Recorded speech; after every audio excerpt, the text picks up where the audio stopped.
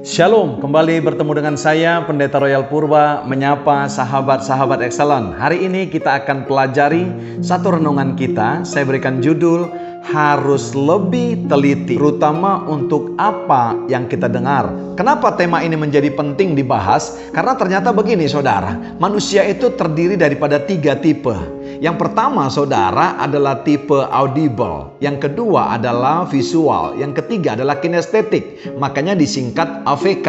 Ada saudara orang memang yang mendengarkan, ada yang visual, menonton, ada yang kinestetik dan lebih suka membaca. Hari ini kita khusus membahas tentang harus teliti dalam mendengar. Kenapa kita harus teliti dalam mendengar? Karena begini, yang pertama firman Tuhan berkata di dalam Roma 10 ayat 17, iman timbul daripada pendengaran. Haleluya. Makanya saya katakan saudara, itu akan mempengaruhi yang namanya pikiran kita.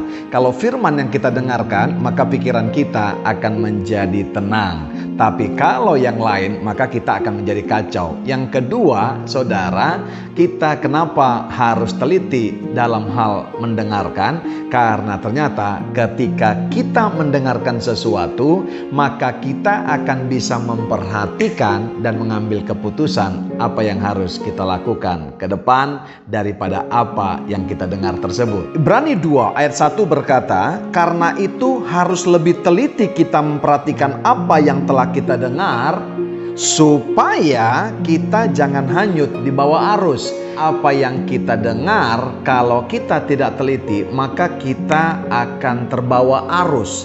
Sebab itu saudaraku yang kekasih, kita harus menyaring apa yang kita dengar. Ada 3 yang saya catat yang harus teliti kita mendengarkannya. Yang pertama, pengajaran. Hari-hari ini ada begitu banyak pengajaran-pengajaran yang aneh saudara, tentang keselamatan, tentang bagaimana mengikut Yesus.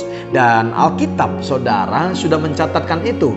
Dan begitu banyak kota-kota, terutama yang dilintasi para rasul, begitu banyak perdebatan tentang pengajaran. Tapi hal yang membuktikan saudara, orang yang sesat dan salah pengajarannya, pasti mereka akan terbawa arus dunia ini. Yang kedua, apa yang harus kita teliti yang kita dengar saudara, yaitu kabar-kabar. Hari-hari ini kita tidak bisa pungkiri bahwa kita mendengar ada begitu banyak kabar yang mencekam. Saya mau berkata kepada saudara, pastikan bahwa saudara mendengar kabar hanya satu pintu dari pemerintah tentang virus COVID-19 ini. Karena apa? Hanya pemerintah yang layak kita dengarkan untuk memberitakan dan mengabarkan apa yang terjadi kepada bangsa dan negara kita. Karena mereka yang menentukan saudara, siaga 1, siaga 2, siaga 3 atau darurat saudara. Nah, bukan orang lain, bukan medsos. Makanya saya katakan teliti saudara dan harus hati-hati. Yang ketiga saudara, ini dia.